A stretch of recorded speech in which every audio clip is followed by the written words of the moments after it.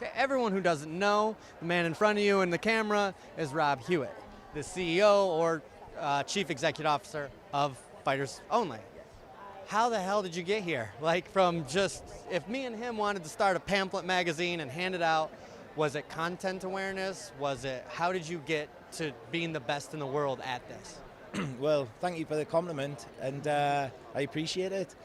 We launched our business back in 2003, and we already used to publish magazines, just not mixed martial arts. I'm a lifelong boxing and MMA fan, and I was involved with the sport. I used to train MMA, and I knew there wasn't a magazine out there, and I had a publishing company, so we devised the concept for Fighters Only. It launched in 2005. It was the world's first MMA magazine. It's now the world's last MMA magazine. And we're now 2016, 11 years later, and we're going as strong as ever. And we have this amazing award show, which is in its 8th year now. And we're very happy with it. I'm very proud of everything everyone's accomplished.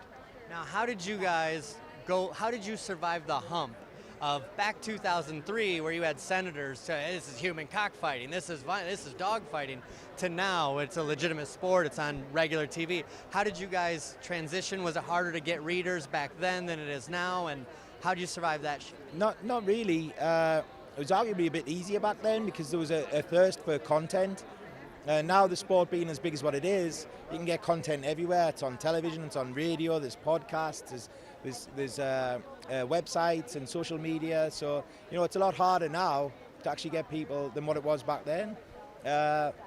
You know, there's a lot of complexities involved in acquiring a readership of a magazine, and a lot of it has to do with investment. And we invest heavily in the magazine promotions and making sure it gets in the right place where people can find it. And obviously rely on the fact that people still want to read, learn, and listen about the fighters themselves. Now, this I'm going to ask because you have an accent. I'm going to say it started getting really big with Michael Bisping, and then you got all these other guys, and Lee Murray was there before, you know, stuff happened, and now you got Conor McGregor, and Europe is blowing up.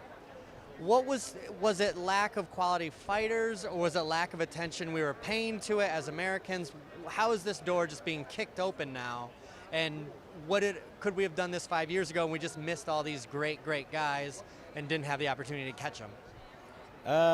Well, I'm not sure how the European side of it relates to the event tonight. You know, there's some amazing European fighters out there, and you know, the UK scene actually started before all those guys you mentioned, with a guy called Ian the Machine Freeman, who was the first UK fighter to fight in the UFC. I actually used to train with Ian, and he's a friend of mine. You know, I think the reason why it's happening now is basically because of the size of the sport and the awareness of the sport, and also, you know, we had the impetus to go and do it, and maybe it was just the timing within our term as a business as well that made it happen then. Would it have been as successful if we'd started it earlier? Probably not. But I'm very happy as to where it is now, and the timing's worked out perfectly. Thank you so much for this event, giving everyone this opportunity. Really appreciate it. Thank you.